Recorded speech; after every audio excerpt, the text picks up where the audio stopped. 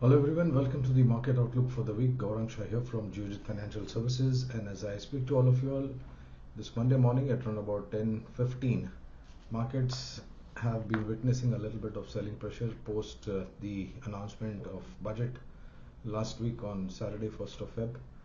Before I go any further, let me give you certain levels on Sensex Nifty, Bank Nifty, Rupee Dollar and crude oil. Sensex is down 620 points and the level is 76,890.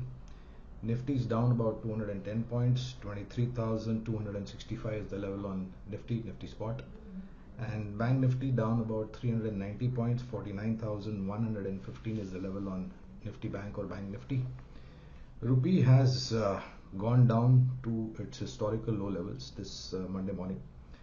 87.16 is the level of rupee against the dollar with a weakness of 0.55 paise. And on crude oil front, there has been a little bit of downtick. $76.34 to a barrel is Brent.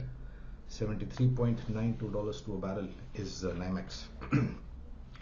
Expect downward trajectory for crude oil given the news flows and of course the demand supply situation. And on rupee dollar, could be a further weakness this week could be witnessed on the rupee against the dollar. A lot will depend upon what the credit policy has to say this week. On Friday, 7th of Feb is the credit policy. A lot of expectation post the injection of liquidity done by the RBI. Possibility of a rate cut is the buzzword on the street. Let's see what the RBI governor has to say on fallback of the recommendations by the Monetary Policy Committee on 7th of Feb. Earnings on the third quarter front by and large has been in line, barring one or two exceptional cases wherein there has been a slight bit of miss, but otherwise whatever we've seen up till now is in line or better than expectation, and expectation of fourth quarter being better. Hopes are building up on fallback of whatever we're witnessing on the earnings fronts for the third quarter. Like I mentioned, follow up to the announcement in the budget on Saturday. Markets are a little bit lower, but crucial levels where we are trading right now. So the lower level on the Nifty, if the selling side pressure continues, 23,100 to 23,200 is the low level where the markets will try to find its base. And on the higher side, whatever we've seen in terms of headwinds, 23,400 to 23,500. So that's the broad range where the markets are going to react. India VIX has cooled off, but at an elevated level. This morning, India VIX is about 14.71 with an uptick of about 4.33%. This needs to settle down. We've been maintaining this in our interactions for the last couple of weeks, that India VIX leads to a lot of volatility. And on the FI/DI side, well, on Saturday also, FI sold and domestic institutions were on the buy side. So this push and pull is definitely going to impact the markets. News flows from US has been dominating since last week, since the tariff was imposed on Mexico, Canada and China.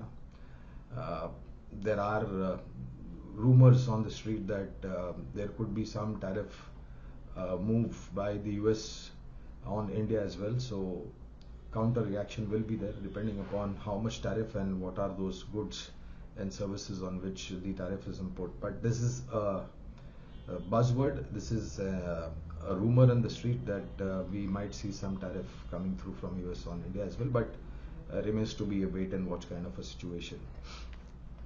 Choppiness and volatility is likely to continue at least this week. We are done with one event, budget. We have one more event in terms of credit policy on Friday, and then I think we will see the follow-up as far as the market is concerned. Downside as of now looks a little bit limited, and we could possibly find some kind of base near about where we are trading right now, plus minus 50-100 odd points on the Nifty spot. Portfolio building exercise should be done in this kind of a market from a long-term point of view. First half, calendar half at least, is going to be challenging for the Indian markets, and second half is where we feel there would be a little bit of positivity. State elections, Delhi will go into voting, and of course the final outcome in terms of which party gets the majority in Delhi is something that we'll be watching out for. That will also have its impact on the market in terms of sentimental. But since this portfolio building exercise is something that we have been recommending from a long-term point of view, and keeping in mind what the budget has unfolded in front of us, there are two sectors specifically with budget in mind and the kind of consumption push that the Honorable Finance Minister has given, and in terms of earnings visibility. So the first investment idea is a public sector bank, Bank of Baroda. Not only for the third quarter, whatever numbers we've seen from some public sector banks, but also in the second quarter.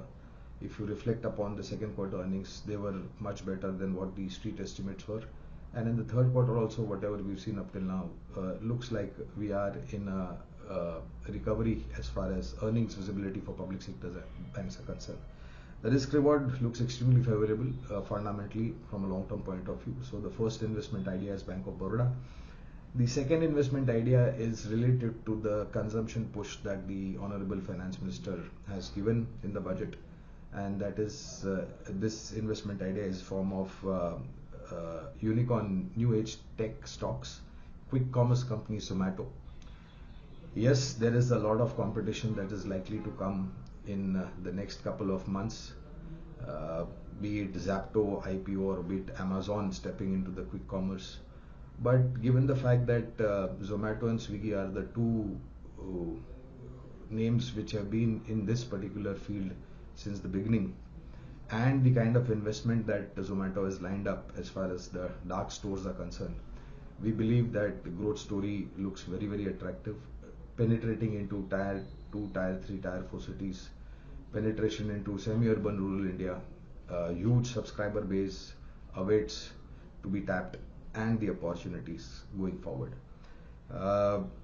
This is also a stock which we feel from the levels where it is trading right now, the downside looks quite protected, and risk reward extremely favorable from a long-term point of view.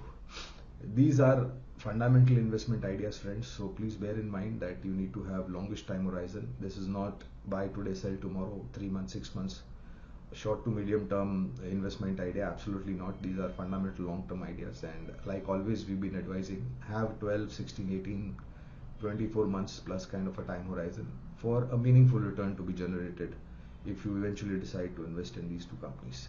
Staggered investment is always preferred. Start at current levels, and since the market is in that uncertain zone, we believe that markets will give you opportunity to add these stocks at lower level. As far as the